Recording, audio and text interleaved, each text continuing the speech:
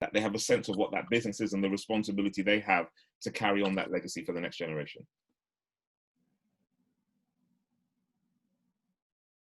I think you're on mute. Yeah, I think you're on mute. Okay, Colin. Yeah, I was like reading your lips. Basically, I just want to follow on from what you were saying about family businesses and about the importance of working together as a community.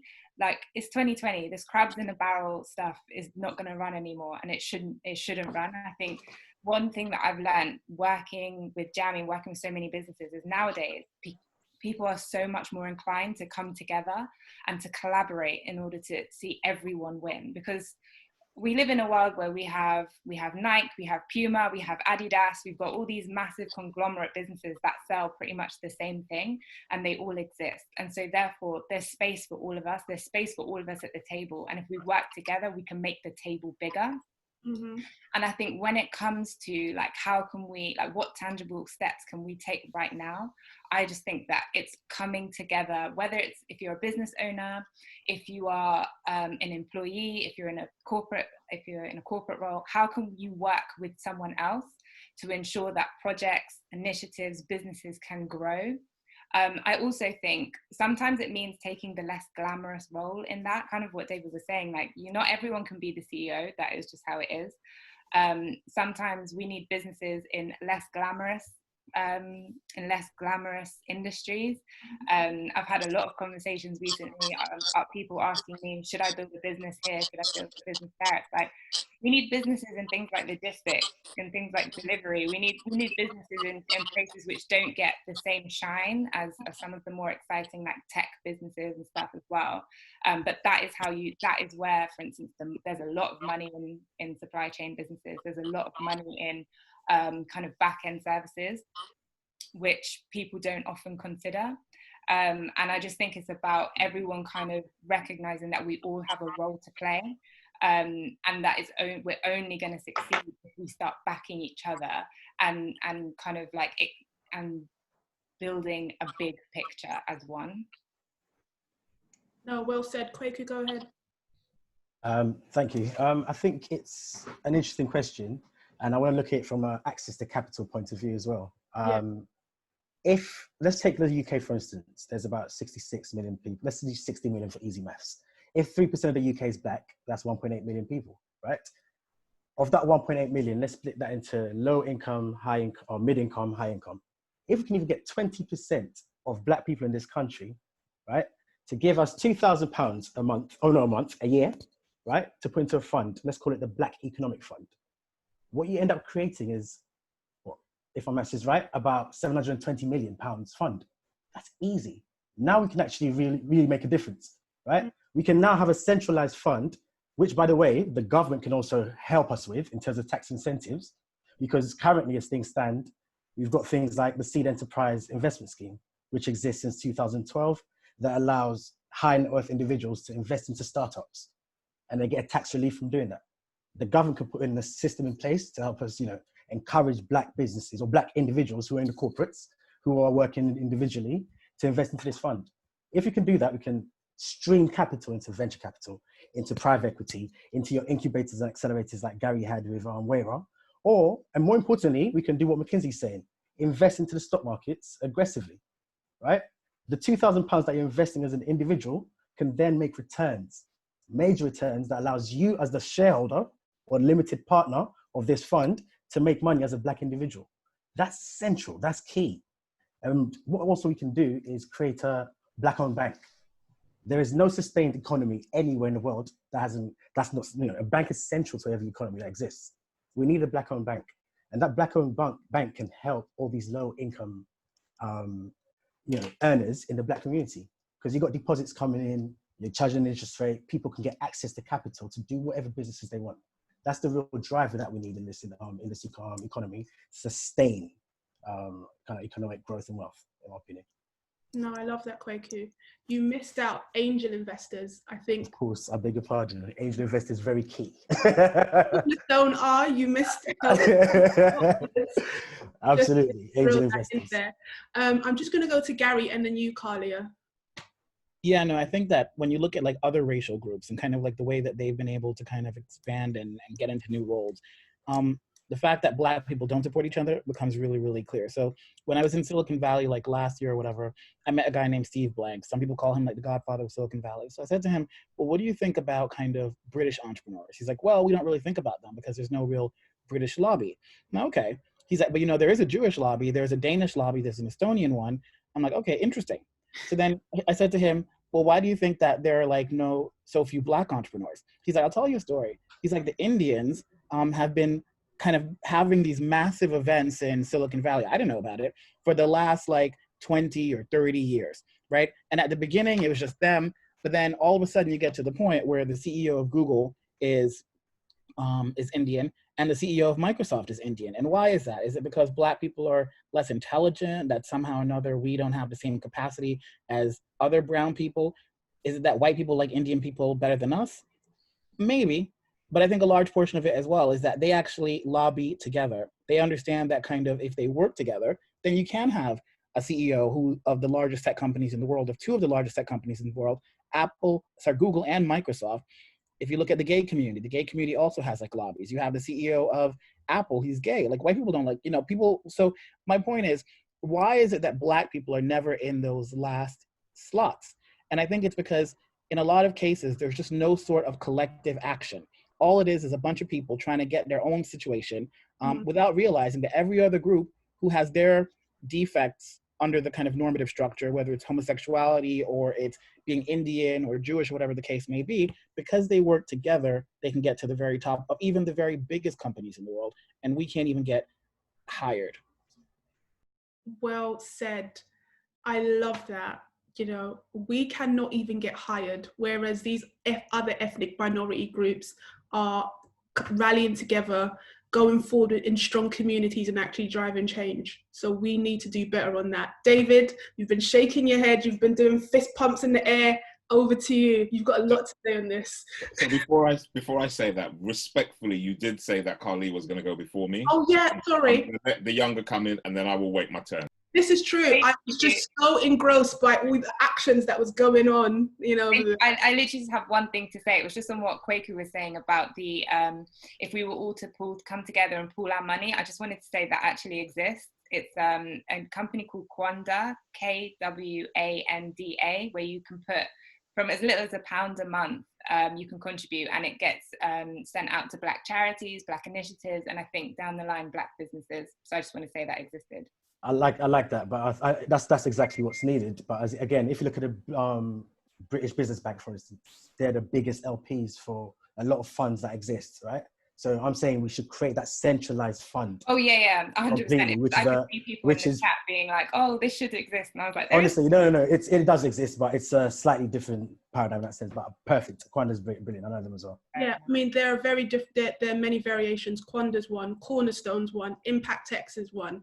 There are a few in our ecosystem that are doing similar things. Still at a stage of infancy, but we are doing something. So David, over to you. Okay, so I'm going to make this brief. No, I'm not really. Okay.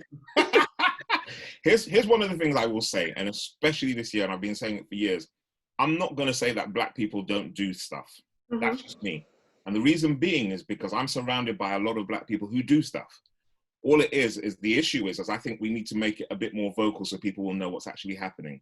There are a lot of high net worth Black people in this country who will pay money not to be on the power list, who will pay money not to be on the ethnic minority list, who are going into places like Harlesden and Brixton and buying up properties and renting them back to Black people. I really want people to understand that's what's happening. There are a lot of Black people in London who I know who are buying properties in the north, and they're buying them at 40, 50,000, 60,000 and gifting them to their children to get them onto the property ladder. So let's not get it twisted that something isn't happening. What I believe we need to do is make sure it's not just happening in silos. We have African banks, we have Caribbean banks already. What it is how well we utilize them. We have people who do Isusu and partner and credit unions. So there are these things that already exist. It's just about being able to collect it together. And one of the things we need to be really careful of as well is when we start to say Black, we've got to remember that Black is a political statement, because within that column of Black are 30 odd Caribbean countries and 54, well, if you include South Sudan, 55 African companies. And sometimes we group everything in together, and often there are pockets where it's actually working. All we just need to be able to do is highlight it. There are loads of networks out there. There are loads of these incredible spaces. And you mention all these incredible funds. It's not that it doesn't exist. And it's not that we should say Black people don't work together when they're not together. All we just need to do is we need to go and find those areas where it does exist. And for lots of us who are there, if any of you follow me on LinkedIn, you know I will be on there. I'm snatching edges all day long, and I will continuously. Listen, last week, sorry, I get excited about this. Last week, I said, I want to be able to get in touch with all the Black leaders who are in the public, private, and third sector, and we're going to create a platform and amplify voices. Yeah. A couple people came to me, a couple white and Asian people came to me and said, oh, can we join? I said, are you Black? But the fact is at the end of the day, they're there. We had the conversation. It's there. All it is about being able to pull it together. We have so much good social media now. I'm saying, I'm just not going to be the person that says that Black people don't do it. I just think we just need to do it better. That's all. And be more loud about it. That's it. Sorry, I'm shut up now. Do it better, make more noise about it, make it more known. Keturah. Okay, so I'm learning to mute and unmute this, so forgive me guys. But I just want to buttress David's point about the fact that they do exist. You know, let's not even go as far as Africa or the Caribbean. Let's focus on the UK and the USA. Let's focus on the West. It doesn't take, we're talking about buying Black, right? Today is Juneteenth, June the 19th. It's a celebration of, you know, what happened in the Tulsa race riots in the USA. But we're focusing a lot on buying Black today, particularly because it's Juneteenth. It doesn't take 100% of buying Black for us to get to where we need to be. Currently, we're spending about 3% of our money within the Black community.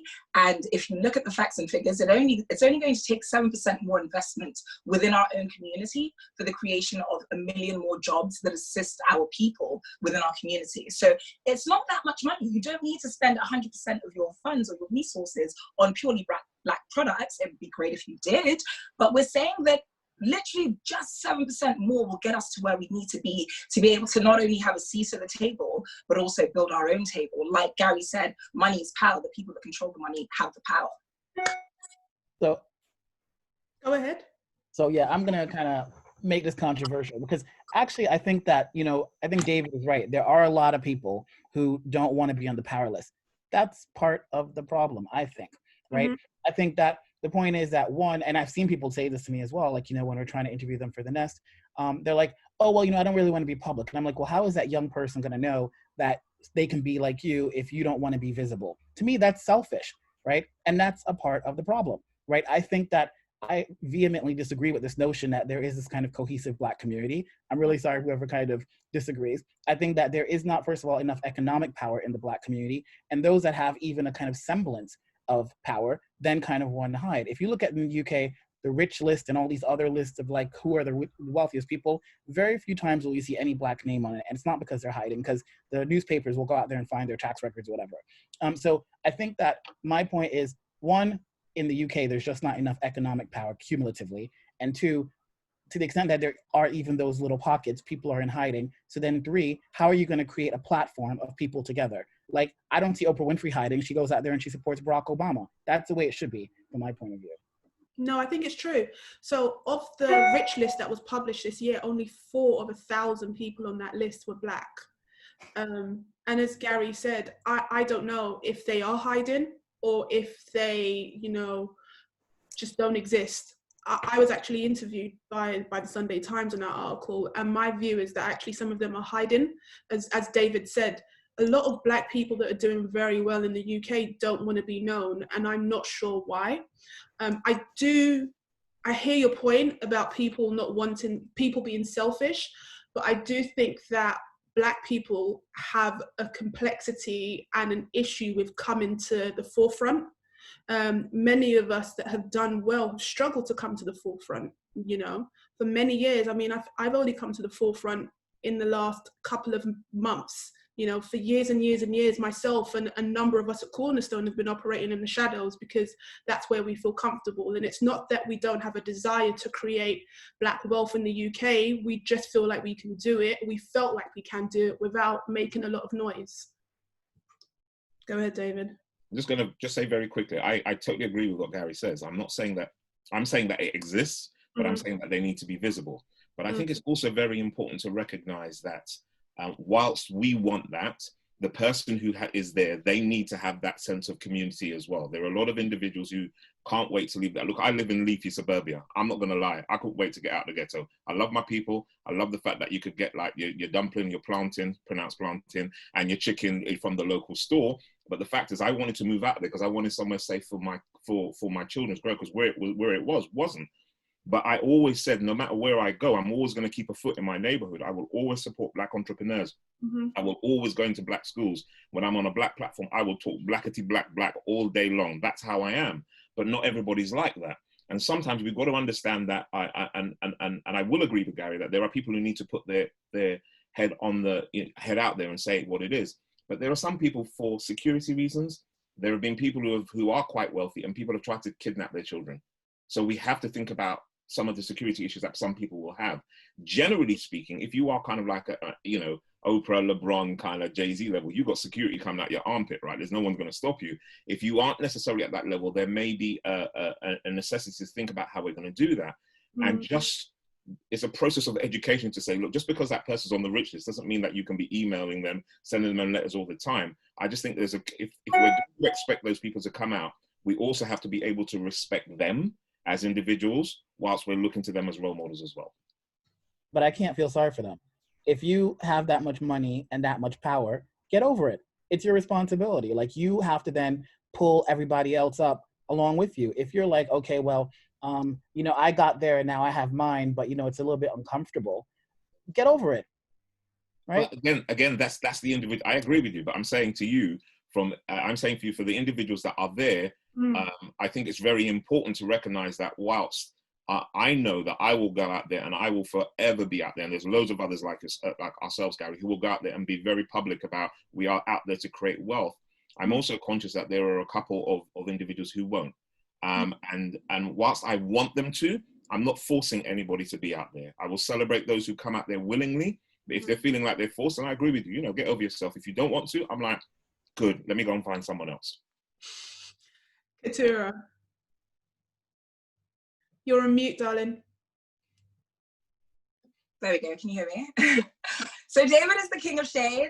What he doesn't know is they call me Petty Petty. So I want to focus on what he said about the fact that he lives in leafy suburbia. Now, we are part of the problem. I do too, okay?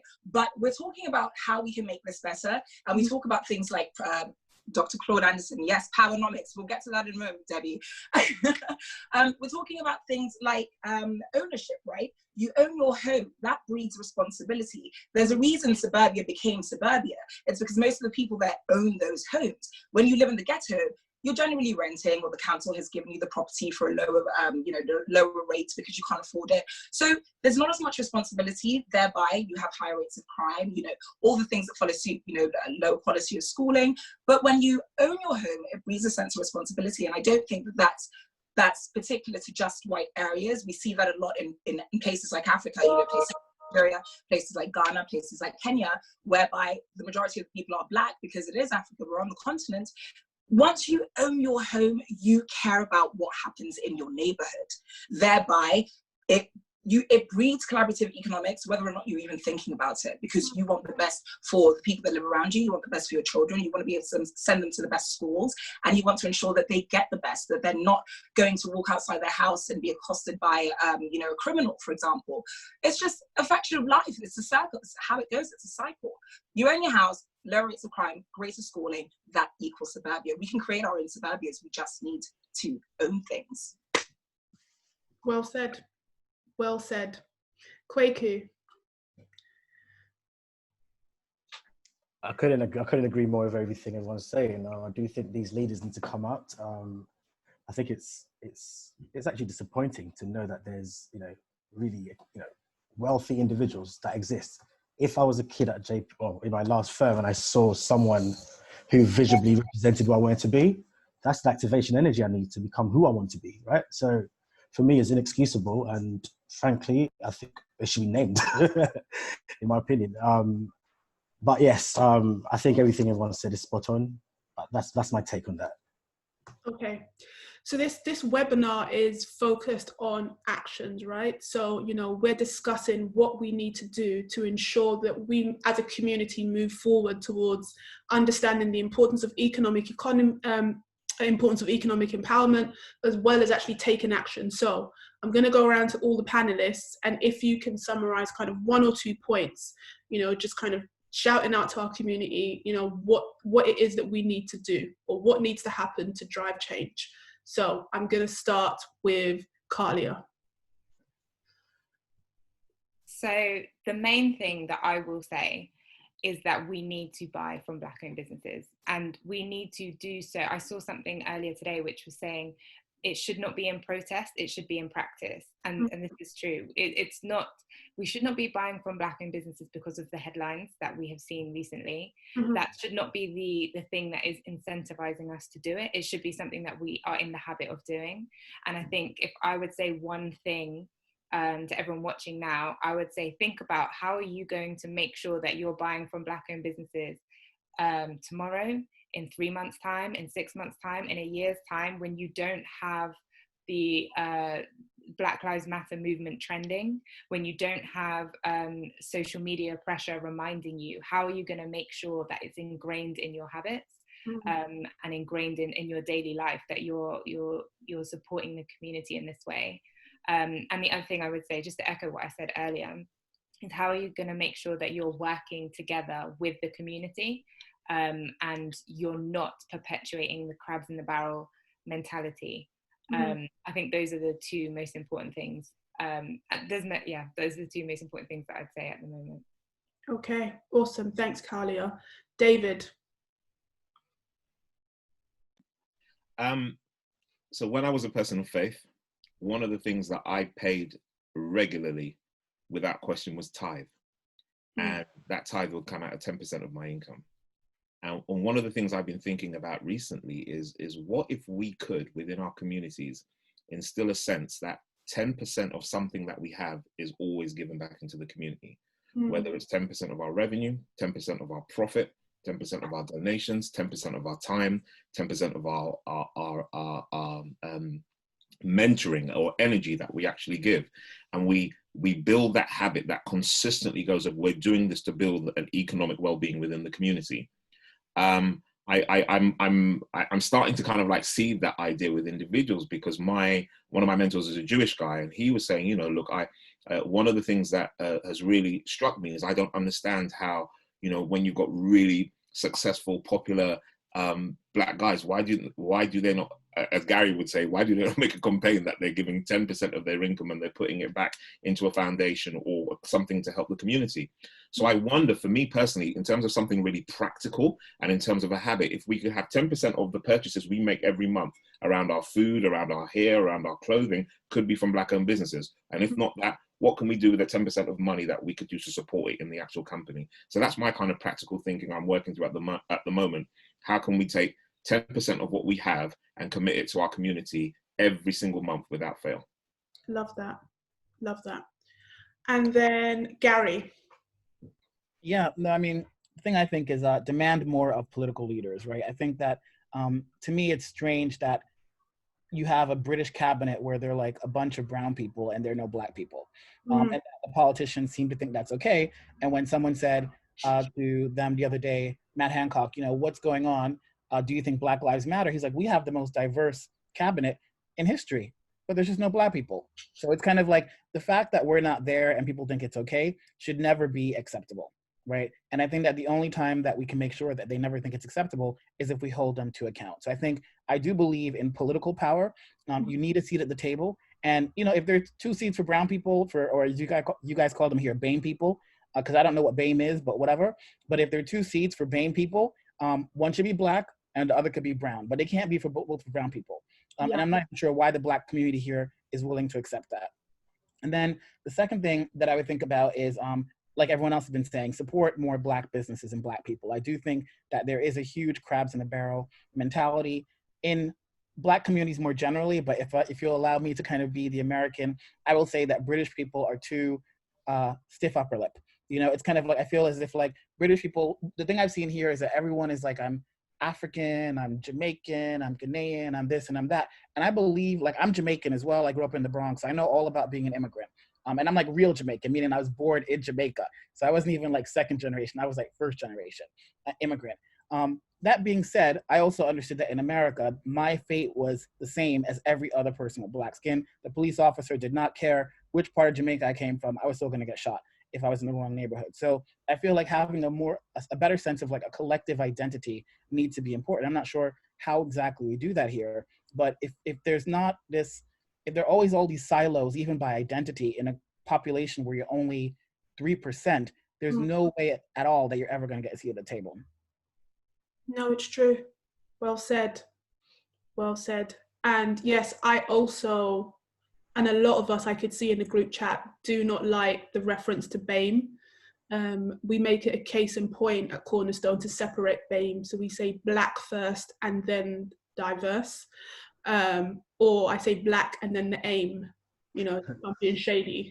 Like, but yeah. Keturah. So I will say the unification of one's neighborhood, because like both David and Gary have said, it's what are we talking about? What community are we focusing on here? Are we focusing on Blacks in Britain? Are we focusing Caribbeans in Britain, Africans in Britain? You know, it's so focus on your own neighborhood. That's the first thing. I have a particular focus on children, because obviously they are the ones that are going to become the next generation. And Malcolm X is the one that said, you know, only a fool would let his enemy teach his children. We need to start creating our own schools. If you can't create your own school, then adopt children so that they can go to better schools, right? So that they can have a better education and they can do things for their communities. Furthermore, I would say that we need to create community childcare networks as well, because there are a lot of women and men that can't go to work, that can't provide for their families because they don't have anybody, they can't pay, you know, the extortionate childcare costs. So if we have some sort of community childcare network whereby, you know, the kids stay with me this week, then they stay with you next week, or, you know, for a certain day of the week, and we know that the mothers and the fathers, or whoever chooses to go to work within that community, can actually do that, I think that those are two actionable steps that we can take that don't cost that much money, but will help us so much down the line, further down the line, and also will stop brain drain within the community as well, because if they see that their thoughts and their value, their existence rather, is valued, they're not going to go to the other communities. They're not going to move to suburbia like David.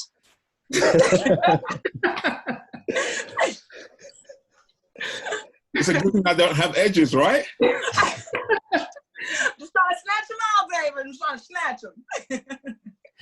Okay. Kwaku. I think buying black and investing in black businesses is key. And also, if you're a black business owner, think big. Scale is huge, right? As in, you've got a continent of 1.2 billion people in Africa or sub-Saharan Africa, and you've got the Caribbean and you've got the USA. We need to move in sync. You know, all these incentives that we're, you know, speaking about should all be, you know, replicated in these different geographies, and that creates a market and that creates scale. We need that. Second thing I'd say is, yes, we've spoken a lot about economic empowerment, but let's move away to focus more on empowerment in general. As a community, let's gas each other up, man. You know what I mean? As in, we need to start, you know, showcasing the fact, you know, showcasing talent. I'll give you an example. I had a friend who's doing phenomenally well at John Lewis, for instance, right? And I had another friend who's a phenomenal candle maker, one of the best in the UK. Match them. Access to networks. Just say, hey, you know someone, put them in front of the buyer, let them get the stocks displayed in these different retail outlets. These are easy wins for the community by just bringing each other and just connecting the dots. So I think we should all just do that. Awesome. Okay. So just to kind of summarize the key points. So it's, you know, let's apply that Tywin method. Let's all spend at least 10% of, you know, of our money and put that towards, you know, spending and investing in the black community. Let's demand, you know, that we have more black political leaders in power, you know, to actually drive change. Let's buy black, you know, let's invest in our neighborhoods. Let's, you know, invest in community childcare, you know, initiatives that will allow talented people that have been held back because they have childcare restrictions actively, you know, progress and move forward towards realizing, you know, their true potential and what they want to do and generate wealth. And, you know, let's move together and let's shout. You know, if I were to add my 10 cents to this, I would say what we need to do is be the best versions of ourselves. We need to move forward towards creating wealth, because money is power. You know, we need money so that we can invest in our own, whether that's through supporting Black-owned businesses directly, right? Or whether that's through acquiring a certain level of wealth so that you can invest through investment firms, angel groups, venture capital firms, you know, become an LP to these organizations and put money towards their initiatives, which will be geared towards supporting and investing in Black-owned businesses here in the UK. So we then create this cycle of generational wealth, and that's the only way we're going to do it. But in order to do that, you need to be the best version of yourself, and you need to work towards acquiring wealth. So that's kind of my sense. So what, Gary? Last point from Gary, and then I'm going to go to the chat, because I know loads of you have been sending in a bunch of questions that I'm keen to start throwing to the panel. What I would also say, Gary, sorry, just one other thing. What I would like to do at the end of this webinar is showcase and pull together a list of a number of Black-owned initiatives. So if you are aware of any businesses, or you are leading a community effort, or you have a Black-owned business, please put it in the chat. We'll pick it up and we'll create a list and we'll circulate it to everybody on that attend this webinar, and we'll also put it on our website. You know, it'll be one source of all things great that is Black. Gary. Awesome. No, I mean, when you were talking about kind of, you know, supporting VCs and stuff, I just came across this like one statistic that the other day I was interviewing a guy named Amin from Afrobytes, and he said that even though white people in Africa are only 0.006% of the population, they get more than 50% of the venture capital investment in Africa, right? So anyway, I think that, you know, being the best view of yourself is great, but there are just so many issues that even in Africa, we can't even get venture capital funding. And I think that that's all I wanted to say. I'm not sure exactly what the point would be. It's just that it just feels as if like sometimes it's not really about us, it's about a system. And we just need to just deconstruct the system and use all of the tools at our disposal to do that. But we only have a chance if we do it together. Agreed. Okay, so let's look at some of your interesting questions. Let's fire them to the panel. Okay, right. So we have a question from Hayley Garton. So Hayley says, how do we go about improving economic transparency and knowledge within our households? Because I think, you know, as Keturah said, you know, growing up, they didn't talk about economic empowerment and wealth in our household, like many of our households. So how do we go about changing that? David? One of the things that worked for us was we played Monopoly and Cash Flow.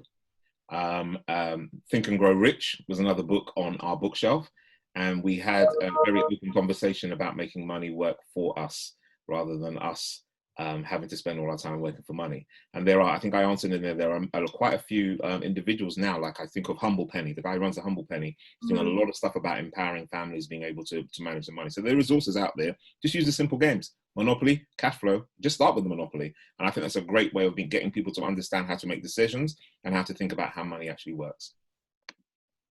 Well said. Gary? I think it was Jacob Rees-Mogg, when he basically took his kid, his son, his 11-year-old son or whatever, to all of the debates with Theresa May about Brexit. I think that a lot of white parents, it's what they do is they take their kids actually to school, to work, and to the kind of you know, environments where people can just learn the unwritten rules of how business actually works. To me, I didn't learn any of these unwritten rules until like probably I was in my like 20s, and I did it by creating a business. But I do think, you know, try to kind of have more internships, even if it's like within a smaller business. Like, I think that it's really good to kind of bring young people into a professional environment where they can see the way the world really works, including the business models and stuff like that. And someone can try and explain to them at a younger age so that the first time they see it is not when they start kind of working in a business. So maybe that could be one of the things that we can do as well. No, awesome. Kwaku, go ahead. Just a really quick one. I think we're in the information age, right? Technology has removed barriers to knowledge. So I think Google should be your best friend. There's nothing that you can't find out. There's a lot of resources out there. I think you should encourage your kids, encourage each other anyway, just to be economically savvy.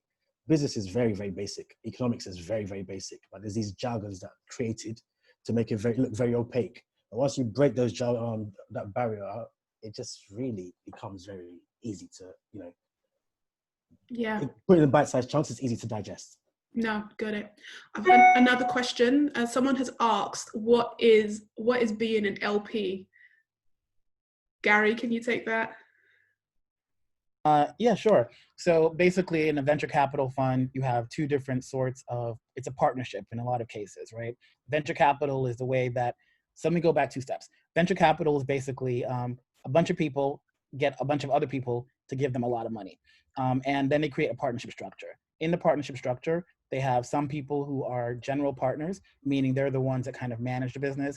And they have some people who are limited partners, who are the ones that give them the money and say, give me back my money in 7 to 10 years with hopefully 3x return. Meaning if I give you $100, I want $300 in 7 to 10 years, because if I had put the money in the stock market or in property, I could have done better. So venture capital then is simply a kind of high risk approach where you say, we can get you more money than if you had put your money into the stock market or into property. Give us the money for 10 years. We promise to give you some sort of a better return. You will be the people that give us the money, the limited partners, and we will be the people that run the business, and we're the general partners. Does that cover it? Yeah, great. Just to quickly add to that, I think the reason why limited partners make a lot of money is that once the returns come in, they get to keep 80% of the returns and general partners get to keep 20%, right? So the reason why I said that Black Economic Fund, if we did create that, we could actually get 80% of 5x, 10x return back into the community. So we're recycling wealth in the community, which is why it's so important. Yeah, no, well said. Okay, so Tim has said, how feasible is a modern day Tesla in the UK or America? What do you think? How feasible is it to modern day Tesla? I think he means. Does he mean Tulsa? I think it's Tulsa. Yeah, Tulsa. Tulsa, the Black. Tulsa, all right. Tulsa, the Black Wall Street. Yeah, yes. Can I say for the modern UK, there has been so I'm 51, okay, yeah. And I will tell you now that in probably the last 40 odd years or so, we've really developed a Black community, but so much emphasis has been on being integrated. Mm-hmm. That to develop that kind of community here in the UK, I think would take a whole generational shift before it can happen. Like Tulsa in America was very different because Blacks were excluded. You were there, had your own cities, you were there to the side.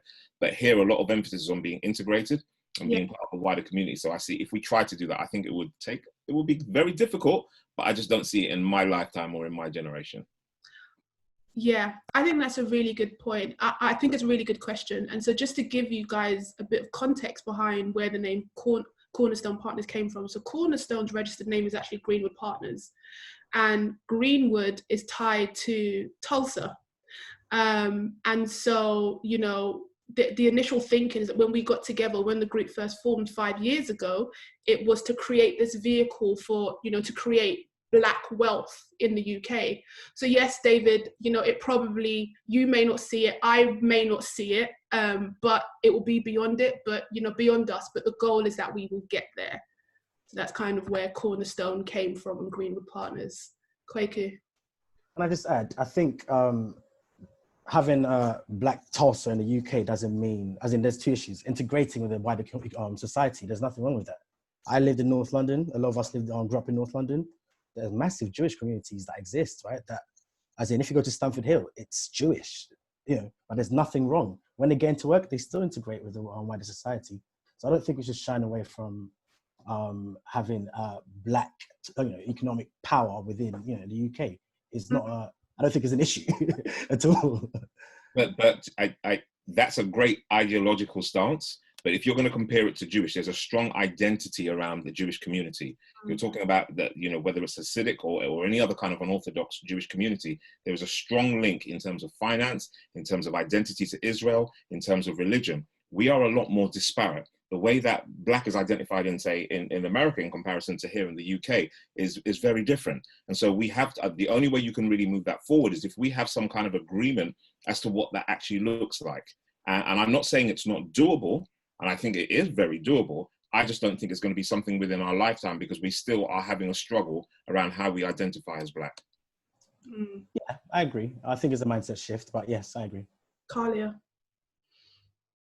I mean, I was just going to say, I'm not sure, I don't know when Black Wall Street will necessarily exist, but I definitely think there is a movement towards much bigger Black-owned businesses, Black businesses that are like tech-based businesses. Like, even, I think maybe I'm just looking to my generation, like when I see some of the entrepreneurs that are kind of that my age mates, the ones that I kind of consider my peers, I think give us 10 years and there'll be a big shift in terms of the size of those businesses. I think in terms of the employment rates, I think change is coming. Maybe not on the scale of Tulsa. 10 years is not that much time in that sense of things, but I do strongly believe change is coming. And I think we just need more time and more support. Awesome. Got a question from Rashida. So Rashida says, should we create a Black suburbia where we can buy our own suburban homes, where we are not isolated, and can start to look to build Black-owned free schools, childcare, and so on? David. Only if I can live next door to Rashida, because I know her. That's my only way I'm going there. Okay, thoughts? Any of the other panelists? Gary? I mean, yeah, I'll say with regards to Black suburbia, you know, it exists. It's called Africa. I don't know why we're so, and I'm speaking for myself as I'm saying this, you know, it's something that I've been battling with myself. I go home regularly, I go to Nigeria, I go to Ghana, because things are happening on the continent, you know. There's a reason Black Panther became Black Panther. It was originally Hamlet, then it became the Lion King. Then they saw that we started caring about ourselves. We started caring about each other. So then they turned it into, you know, this Black ancestral lineage family from this mystical place, which is the continent. So how do we translate what takes place on the continent in our respective communities, in our respective countries, and bring it here? Or do we even need to? Why don't we all just go back home? I don't know. I don't have the answers. Right now I'm asking you guys the questions. I don't know. Like, what is the right thing? Why are we fighting so hard to have a voice in a place that doesn't want us to even speak?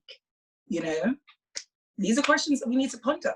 I was in Ghana in December, and it was phenomenal, right? Because you had about 1 million odd people, you know, from the Caribbean, from the USA, from Black Britain, and the energy that you felt there was just inspiring. And for me, that is Black suburbia.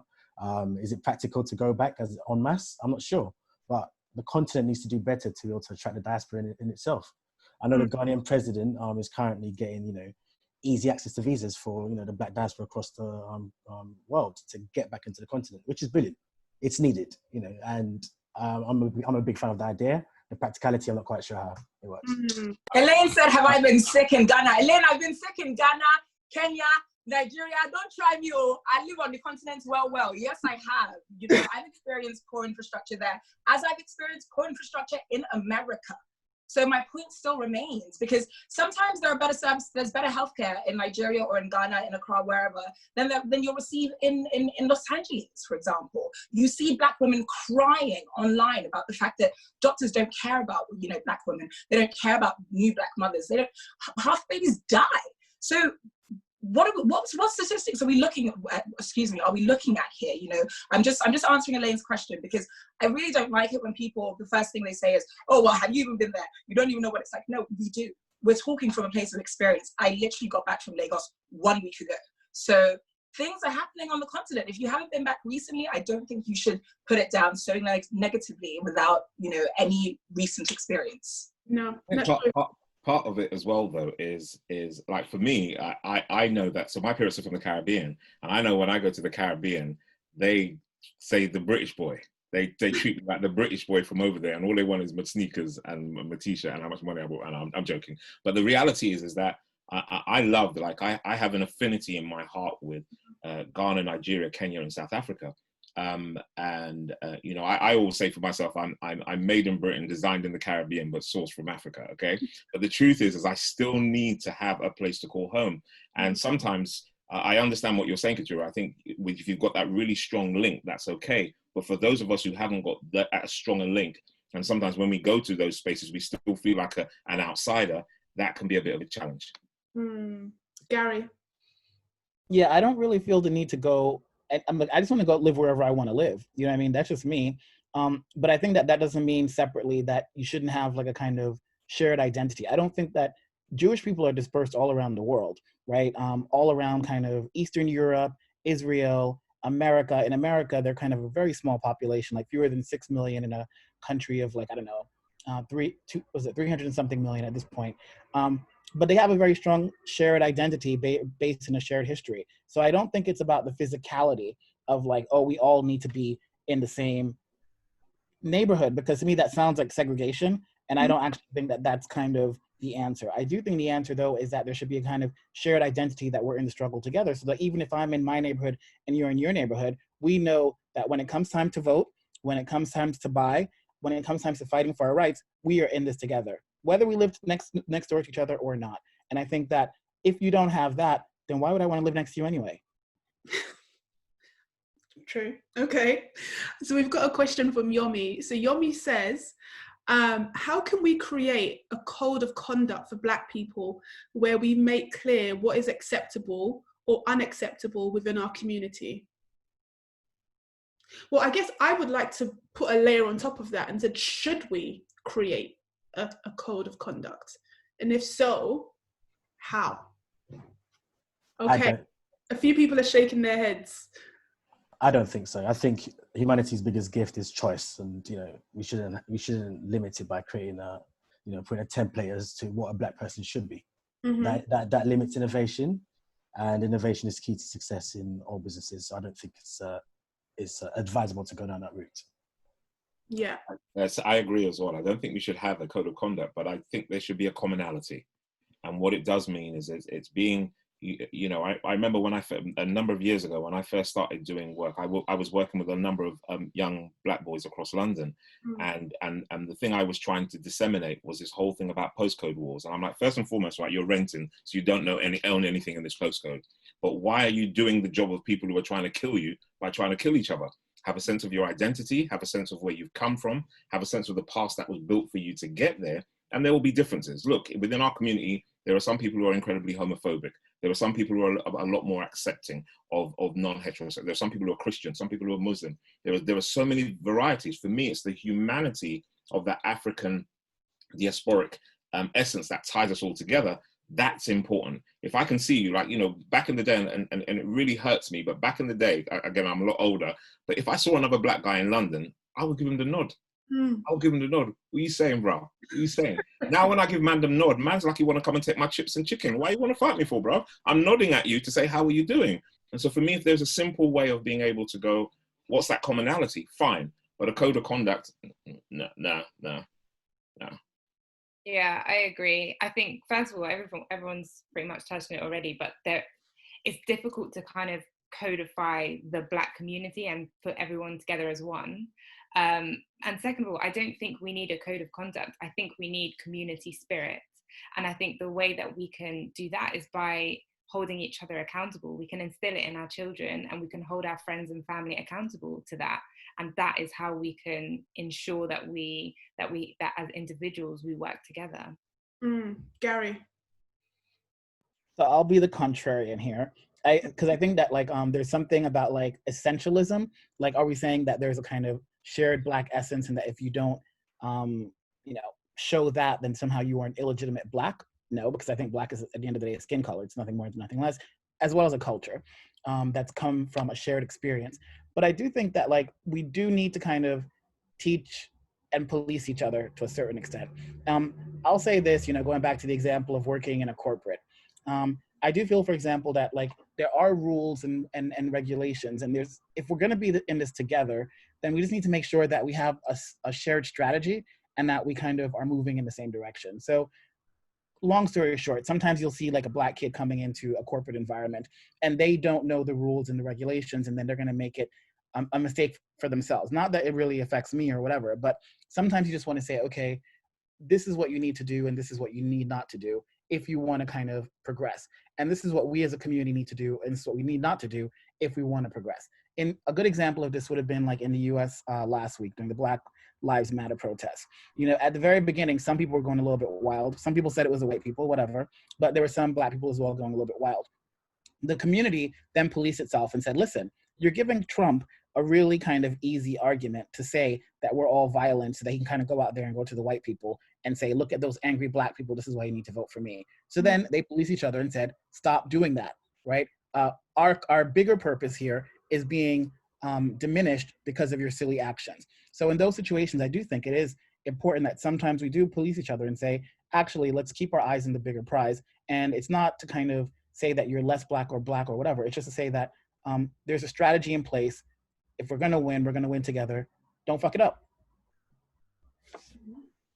Fair enough. Yeah, there you go. Kwaku, go ahead. I think that's a good point Gary just raised. But for me, I think in the corporate world especially, what a lot of us went through was rewiring ourselves to fit the corporate mold. And a lot of organizations who've done a phenomenal job in getting a lot of Black people into corporates, trained us to, create this template as to what's acceptable in the corporate world. But in doing so, I think we didn't teach our allies what it was to be Black. So we didn't even address the conversation about how to be Black in a corporate world. I think the narrative going forward should be yourself. Do you, as in you come from good upbringing, you come from good, your stems are strong. So just represent your culture in your firm. And firms need to understand that and basically adapt to suit us as well. I think that's the key thing there, and that's the change that needs to happen 2020 onwards. Can I just jump in quickly, Manav? So I just want to jump on a point that somebody was making in the chat, and I think it's really important that individuals understand that a lot of work is being done within our community. Full stop. I made the comment earlier, and obviously I was being in banter about working with a lot of young Black boys in London. And one of the things that was really important for me is that you cannot really understand the impact of economic well-being unless you tap into all the other areas: your physical, your friendship, your emotional, your spiritual, all those areas of well-being.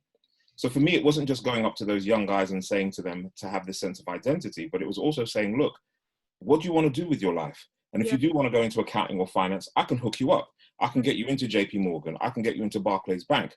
And if I was able to say to those guys, you want to go into medicine? I know people in the NHS Leadership Academy. I could show you that way as well. Or even if you don't want to work with me, let me take you to Origins. Let me take you to Westside Young Leaders Academy or Eastside Young Leaders Academy.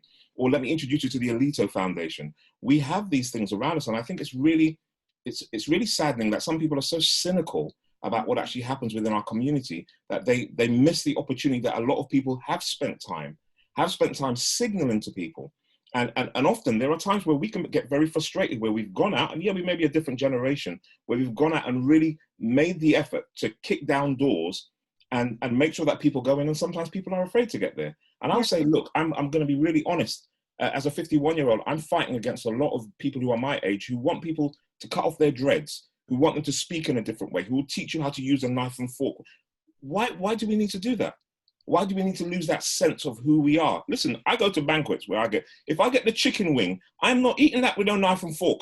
I could be sitting next to the Queen. I'm going to box back that piece of plantain and chicken with my bare hands and use the napkin to wipe it afterwards. If you don't like it, that's your problem and your mum. At the end of the day, that's not my issue.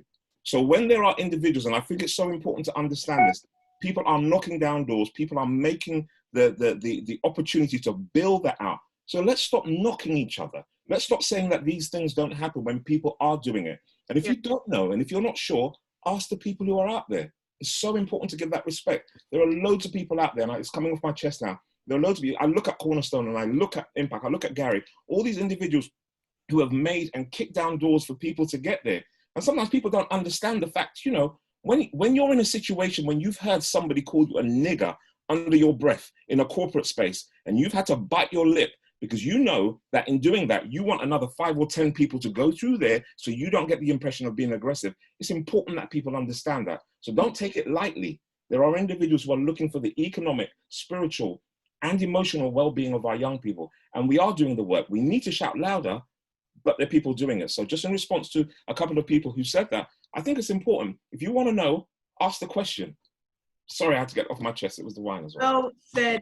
Preach, preach, preach. Now, I am conscious of time, but you know what? You guys can see the chat is absolutely blowing up and the people are demanding for 30 minutes more. Can we stay on for 30 minutes? Is it possible? Okay, we can keep going. And I can stay on, but I need to get my wine too then, because this is going a little bit. That's fine. I've got my wine here. Bring your wine glass, Gary. Let's I feel like you guys are leaving Quaker and I out. We don't have any wine. Oh, sorry. I got plans this evening. I don't have wine either. I have apple juice.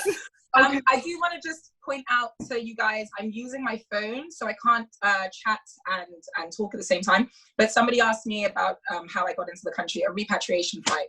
They're doing them. But no, the airport's aren't open, borders aren't open yet. Okay, awesome. So we have a question from an anonymous attendee that says, if you want to, money talks, if you want to make a real impact, how do you go about setting up a fund of £500,000 or more? Now, whoever this person is, reach out to us at Cornerstone Partners and we will show you exactly how to do this. We are an angel syndicate today, but we are also raising £40 million for our VC fund. So we are looking for LPs, we are looking for investors. So if you have money and you want to support the Black initiative and contribute towards Black wealth through our firm, then reach out. We will be more than happy to have a conversation with you. Go on our website, hit me up at chanel@cornerstonepartners.co.uk, info@Cornerstone Partners, hit up Jude, Jude at Cornerstone Partners. He's leading the fundraising efforts, but yes, let's talk, because there are platforms that are currently live and have been going for a little while that are working towards this and are looking for money. So if you have money, come and talk to us. Okay. Another question we have, it's, right. I would like to start a company that prepares, again from Anonymous, I would like to start a company that prepares HR policies and relevant policies for care agencies. Where can I start? Okay. Any books or resources? I'll be honest and say I don't know. Google, first point, but if any of the panelists have any idea as to where they can steer this individual to. The first thing I would say is just like, what is your minimum viable product? Mm-hmm. What is the basic thing that you need to do to see if this business is viable or not? Which I don't understand HR policies, but I would imagine you need to see if you can get clients. And I'd imagine you need to see if you can build a product that people can buy. So the first things I'd imagine that you should start doing is literally just get on the phone, make some phone calls, see who's interested in talking to you, see who's interested in taking you on board, learn what their pain points are, learn where you might be able to help them. And oftentimes they will also reveal the next steps to you as well. Awesome, well said. We have a question from Lorenzo. Lorenzo says, in regards to education, how do we ensure that the next generation of young Black students are taught the principles of entrepreneurship and foster the ideas of generation wealth and investing in their communities? So many ways. I'll open it up to the panel. That's from home. We leave a lot in the hands of teachers, and we need to, and I think, the coronavirus has taught us a lot of things, and one of the main things is just how hands-on you really need to be with your kids in order for them to be well-rounded and well-adjusted in society, because school nowadays teaches you how to be academic, but they say you're book smart, but you're not street smart. I learned a lot, all my street smarts from my mother and my community. Didn't learn about credit or wealth building or any of that, but I definitely learned about street smart. So I think it's important to create that community, because you learn a lot from different people, and also not just not expect it only from the parents. Like, I talk about Africa a lot because it's very important to me. And if you look at the things that took place in Africa in years prior to get us to where we are today, us as our generation, it's community driven, isn't it? They say it takes a village to raise a child, and that's how things work back home. And if we bring that, if we sort of take that ideology and bring it over here or to America or whatever your community is, wherever your community is rather, I think that that's the best way to do things. So invest in your community, invest in these children, open up schools, teach them about these things that you didn't learn, teach yourself first, and then pass the knowledge on to the younger people, not just your biological children. You know, go to the YMCA or the YWCA or whatever it is, the young girls club, the boys club, whatever you have in your community. Even if you can't start a community club yourself, you can provide your knowledge to these kids. You don't always need to provide money. Sometimes you just need to provide yourself, your value, your service, your knowledge. Well said. Yeah, I would say is, if you have any friends that are entrepreneurs, ask them if they would take your kid on as an intern or allow them to do a work placement or whatever during those gap weeks or whatever you guys call them here. Because I know that there are a lot of programs right now that's what they're trying to do. They found that kids who kind of work in a corporate environment or in a startup before they graduate tend to do better in the professional world afterwards, because they start to see how the world actually operates. So if you have a friend, or if you know someone, or if you just want to reach out to someone on LinkedIn and say, hey, would you help my kid? My kid wants an internship for a few weeks, months, whatever. Do that, and then try to see if they can help you out that way. I think it's also worthwhile. That reverse mentoring also works phenomenally well. So my little cousin, for instance, is amazing at TikTok, and I'm useless. I do not understand how TikTok works. And we have a travel business, for instance, and when you go on TikTok, a lot of travel companies are late to migrate onto that social media platform. So I just gave my cousin a little shout. She's 16. I was like, hey, do you want to, do this research for us? In 5 minutes, she had it done. And for me, that was phenomenal. If we were to do it, it would have probably taken me in particular, probably about a week. So we need to learn from the younger generation, because they're learning new skills. Their brains work differently, especially that generation alpha. They're wired differently. So I think it works both ways. We give them the opportunities. They teach us how things are done in their generation. I think that's key too. Well said. Well said. Okay. So someone has, okay. Next question. All right. Does Cornerstone support community initiatives? Yes, we do. Take a look at our website or reach out to us if you've got any ideas and need us to support. We're happy to have a conversation with you. Let's see. Okay, if only 1% of VC funding, that's venture capital funding, is given to Black people, and only 0.2% of that goes to Black women, what is the best way as Black businesses to get VC funding? Okay. Can I jump in here? Yeah, sure, go ahead. So I'm going to say this, and I don't make many fans when I say this, but I think venture capital is overrated. I think that so many people get so excited about wanting venture capital, and they spend, as a pitch coach, I see so many people come to me all the time about wanting to raise funding. Mm-hmm. I'm like, learn how to sell. Sometimes you need to learn how to sell to begin with. One of the easiest ways to get venture capital is to actually have a bit of traction, have some sales to show that you're actually doing it. That is when you start to get those inroads in. And then at the end of the day, be aware of who is in that ecosystem. So there are individuals like Cornerstone and CGV and Impact X and Good Soil and Extend VC. And there are people who are really starting to burgeon up. You start to have those conversations. But I'd say long before you start talking about venture capital and even angel funds, and don't get me wrong, because there are sometimes people want to create a business and they want to have this big amount of money in their bank account. But I can tell you some of the most successful Black companies I know have zero debt, and they do not owe any money to anybody, because what they've done is they focused on making sure they got the market, they focused on making sure that they could sell, and then they scale the hell out of that. And then if they needed to go any further, that's when they started to go to VC. So learn how to sell first, get some money in the bank, get a little bit of traction, have that proof of concept. And once that's done, then let's have the conversation about raising VC. My details are in there. Holler me, man. I'm a pitch coach. I'll help you. Gary. Yeah, no, so I agree with that mostly. And I would say that the key is to understand what a VC backable business is, because not every business is VC backable. So understand how the rules of the game are being played.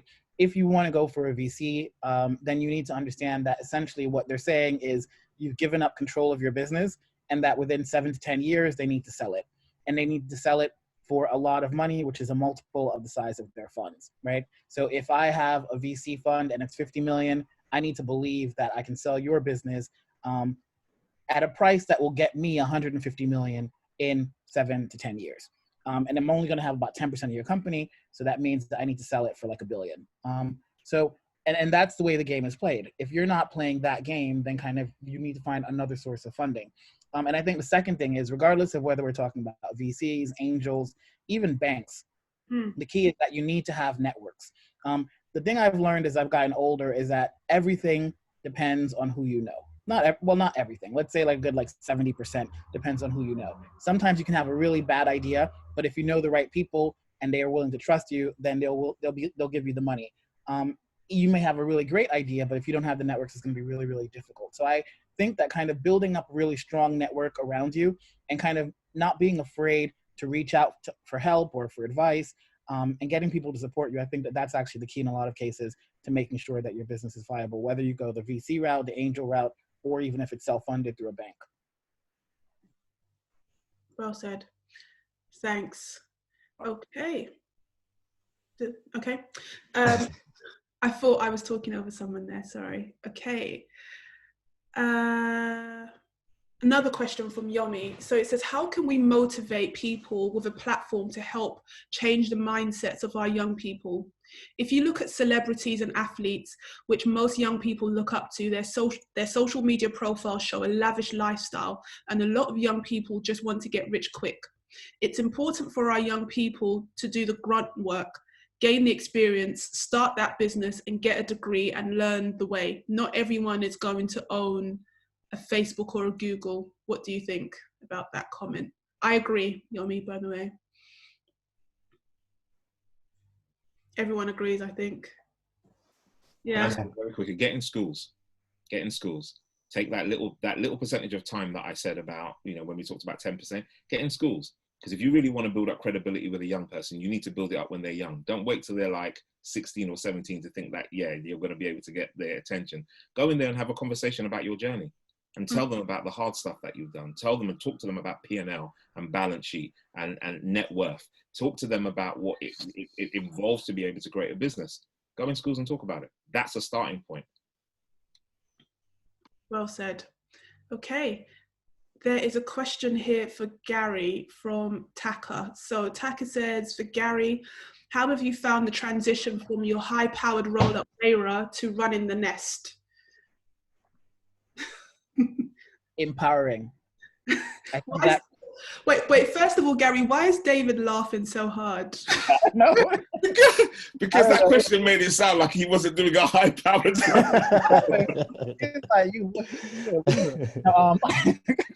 No, I mean, I understand the question, the ethos of the question, let's call it. No, I think that it's true. Like I was in a kind of really comfortable corporate role, but you're not going to get really rich in a nice, comfortable corporate role. And I would really like to be really rich. And I understand that the way to do that, sorry, Kwaku, but I understand, what you can make like as a CEO of most companies, like $1 million if you're lucky in the UK, maybe a couple million. I'm not saying that's bad money, don't get me wrong. I want a lot more than that. And I understand that the way to get that, to get Oprah money, to get Jay-Z money, to get Michael Jordan money even, it's a whole nother thing. And I think that like the way to do it is you need to be in charge of your own company. It's not even just Black people. I remember I was reading this article about J-Lo. And J-Lo, and you see the women in Hollywood doing it as well. Why are there all of a sudden a whole bunch of movies about women, especially kind of like white middle-aged women? It's because they started owning the production companies. They created their own production companies to tell their own stories, So everything is about, and J-Lo was saying the same thing. She said she's dating this athlete, A-Rod. And he said to her, why are you always just being the actress in the movie? You're just an employee. Own the movie company. So all of a sudden, J-Lo starts making Hustlers, and she starts making her own movie. Then she makes a lot more money. So for me, at the end of the day, if I believe in myself enough, I don't need to farm out my skills to somebody else. I'm going to farm it out for me. Because you know what? The other thing is I work a lot harder now than I've ever worked before in a corporate. In a corporate, I was working like 9 to 5 some days if they were lucky. Nowadays, well, I hope this is not recorded, so I'll take that back. But if nowadays, I find myself working 7 days a week from 6 in the morning till 8 at night because it's for me. And if I fail that's okay. But I'm not going to fail because I know I can do it. And you know what? A lot of times, white people are just not going to let you get there. So I'll tell you the last thing, you know, that helped me to kind of make up my mind as to what I wanted to do. I was at a meeting with Ursula Burns. And so she was one of, I think she was the first Black woman to run a Fortune 500 company. And I said to her, how did you do it? And she was like, the way she did it was because there was a Black man on the board that allowed her to get it, Vernon Jordan. And Vernon Jordan was really good friends with Bill Clinton. And so he got on the boards of American Express and of Xerox. And so he basically was able to push through getting the first Black CEOs of these two companies. If you don't have someone on the board that's Black or someone on the board that's rooting for you, there's only so far you can kind of go into a corporation. And you know what? They're going to reserve those very top spots for their friends and the people that look like them. So I understood what the game was. I understood that I was in a really nice gilded cage. I don't like being caged. I freed myself, and let's hope I'm going to be rich. I want to clarify one thing. Gary, I totally agree with you. That's why I'm doing Prime Planet, because you want to use your skill set in something that you believe in to drive or create real wealth. I'm just saying it's a high risk, right? So having that backup is needed. Yeah, yeah. As with everything else. And I will agree with that. Like in my case, you know, my co-founder is a billionaire. So I kind of had, you know, a different source of backing. I wasn't going to do it like all of a sudden, just like one day to the next being like, okay, I'm going to be completely, you know, unemployed and without any money. I kind of did it strategically. But the point is, I built the relationships, I built the networks that allowed me the freedom to say, I don't want to be in a corporate cage, especially if they're never going to let me out. It's a nice little animal that they can kind of dangle and look, but it wasn't enough for me. Okay, awesome. So we have a question from Ursula Brown. So it says, what does this panel think about appointing a leader or a committee of leaders who can cascade a common message and drive us forward towards that common goal? And I think she means in the business and economical, from an economical and business perspective. What do we think? Now, okay, I'm not going to say anything. I'll let you guys answer. Go ahead, Kwaku. I think it's a brilliant question. And this is one thing I've been thinking about a lot. We do need some sort of Black Business Council, right? A council that understands every single dot that exists in the ecosystem of Black economies, right? Mm-hmm. And Gary's point earlier, to be able to lobby for our respective causes, we need to be able to get big, you know, businesses, or kind of we need to be able to get governments to fight for our cause and do things for our cause. But we need a succinct view. We need some centralized view of what the Black economy is doing. And one thing that's key to that with this Black Business Council is to get data. I know Cornerstone sanctioned some reports on data for, you know, it's a start, but I think we need some more economic data to be able to make better decisions, personally. But definitely the lobbying point is the key one there. I'm gonna put it. No, actually, Kalia had her hand up before. I was literally just gonna say, like, I think we should be wary about calling for leaders, as in specific people and specific individuals. I mean, because that's when we get into problems with things like accountability. That's when they become targets. I mean, I think most people here watching will know what happened with the Black Panther movement in America during the 80s, obviously with Malcolm X, Martin Luther King. I don't think we need individuals that need to be appointed. I think leaders will emerge. And I think, like Kwaku said, we need groups with accountability, with codes. They can have codes of conduct with rules and transparency, but not like individual charismatic leaders. I don't think that that's something which will help the community long term. It might galvanize people, it will inspire, but I think they often become targets and it can cause problems. Can I echo off and bounce off that? I agree. One of the things that an American friend said to me the other day, he said, hold on, David, how come in England there aren't any Black think tanks? And it really hit me in my chest. There are no Black think tanks that literally can affect policy, whether that's around economics, whether it's around law and order. And I think somebody earlier mentioned Dr. Claude Anderson. He has this 5-step building that he talks about. You need to get the economics right, but then you need to get into politics. But I will say that there are conversations that are already happening, but they're not happening as openly, and I'll tell you why, and I know Gary will shoot me down and fight me about this, okay? One of the reasons why it's not happening at the moment is because we look at what happened when Thomas Sankara, Malcolm X, Patrice Lumumba, and everybody else started talking about economic freedom. We looked at the history and we thought, them guys got taken out, so we need to go about this a different way. The individuals are working together around research. There are quite a few, about 4 or 5 research bodies now who are getting some data together, and there are individuals who are working around being able to build think tanks that can match the likes of the Fabian Society and Policy Exchange and all these others who are getting millions and millions of pounds to be able to go to the government and be able to lobby, to be able to make sure that we can get things like procurement, understanding the political system, how we write letters. You know, people don't even understand you can write letters to MPs and people to be able to get a sense of representation. And I will also say that a lot of people are quite jaded because a lot of people aren't very happy with the political leaders that we have on the left, right, and centre, because very often they've gone into those spaces and they've, at a certain level of power, it seems that they no longer represent the Black cause. It tends to be for the wider cause, whichever way you want to see it. But I will say, and I will encourage you all who are listening, that there are plans afoot where a number of individuals have realized we do not have a representative think tank which represents the voice of the African American, African and Caribbean diaspora here in the UK. But individuals are starting to make those moves. They're starting to understand how the game is being played. And this one, to Kalia's point, this is more about distributed leadership, which is the name of the organization, as opposed to singular leadership, which is about having one person up there trying to represent the whole of the Black community. Awesome. No, thank you. Okay, so I would like to go to each of the panelists and say, so we can wrap up this conversation. It's been amazing. One key message to leave the audience that have joined us today, if you're going to leave them with one thing to kind of take away on top of all the wonderfulness that you've been talking about for the last sort of 2 hours, but one key thing to take away. Let me start with Kalia.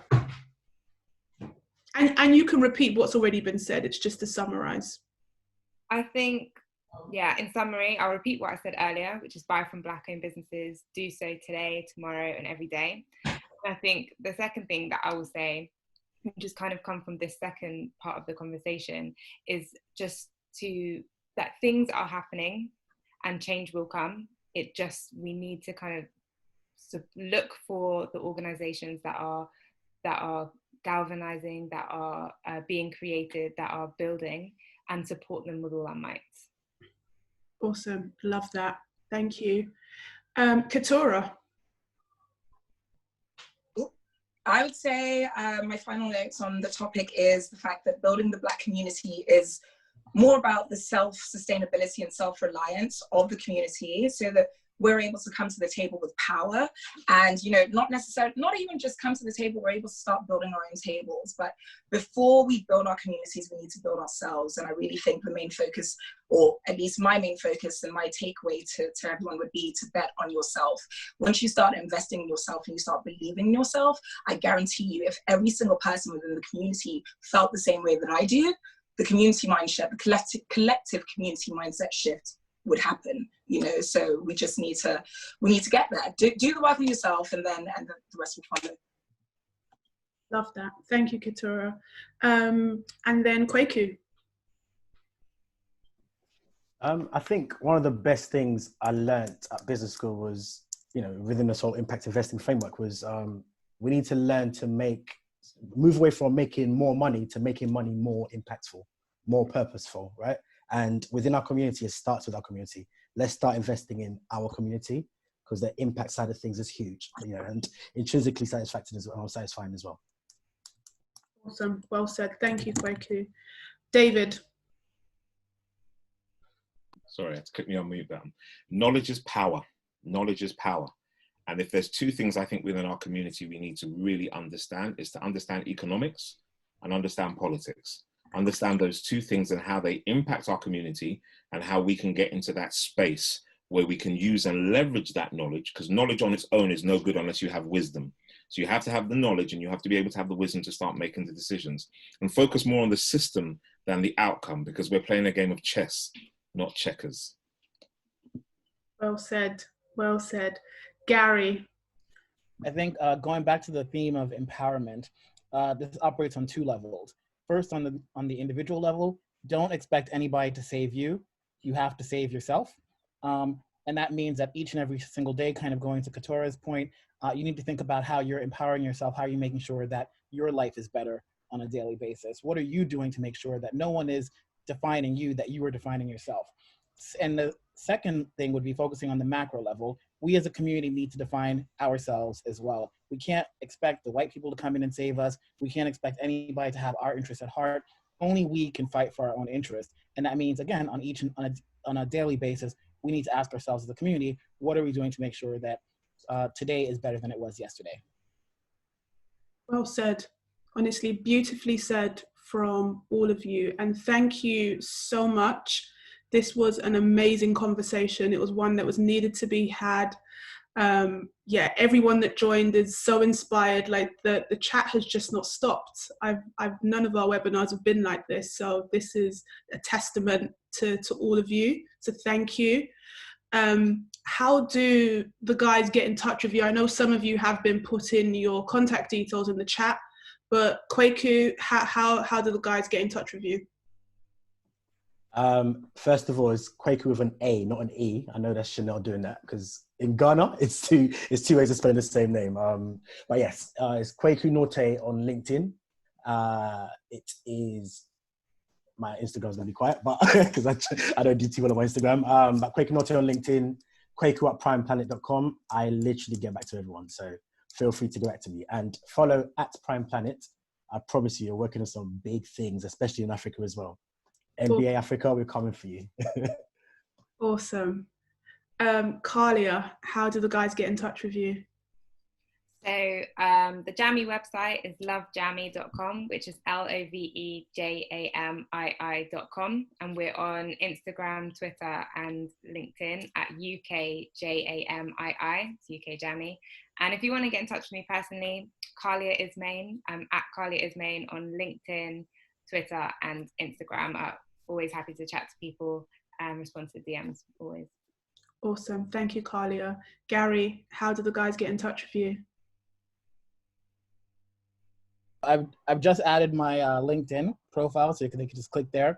And also on the Nest, we are looking for beta testers. So anyone want to try out the app, please send me feedback. Please do. It's great. Okay, David, how do the guys get in touch with you? Sorry, I was deep in a hug with my love, right? So I'm gonna go deep, right? And this is a testament to everybody that's listening. Type in David McQueen in Google, and the top 3 results will be me. Thank you very much for coming to my TED Talk. It's not the white man. Thank you very much for coming to my TED Talk. Okay, Katura, how do the guys get in contact with you? So mine, Instagram, Katura_King, KETURAH_KING. My website, www.katuraking.com. I mean, yeah.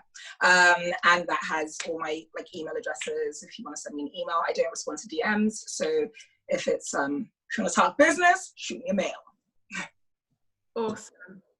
Thank you. Okay, and if you want to get in touch with us at Cornerstone, just message me directly. It's Chanel, that's CHENELLE at cornerstonepartners.co.uk, or info at Cornerstone Partners. Message us on Instagram, on LinkedIn, and we will definitely get back to you. I definitely mean what I said earlier. If there are any Black business initiatives going on, please send it through and we'll compile a list and we'll share it with everyone. I think it's good for everyone to see all of the great things that you're all working on. Let's showcase this. Let's make sure that it's common knowledge. So please send it through to us, waiting to get your messages. And thanks again. You know, honestly, economic empowerment is so important. There's so many things that we can be doing.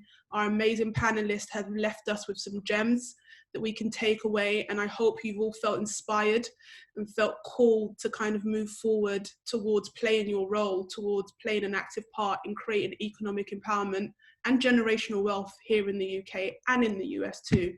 So thanks again on behalf of Cornerstone Partners. Hope you have a blessed Friday and a fantastic weekend until we all meet and speak again. Take care. Thank you.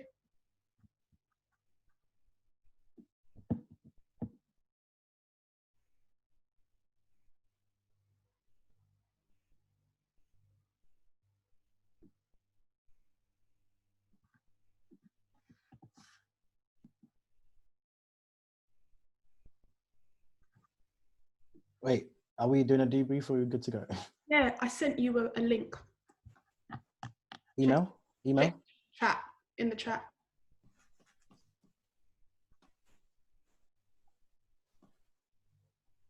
Chanel. I'll message you, I'll WhatsApp you. Thank you.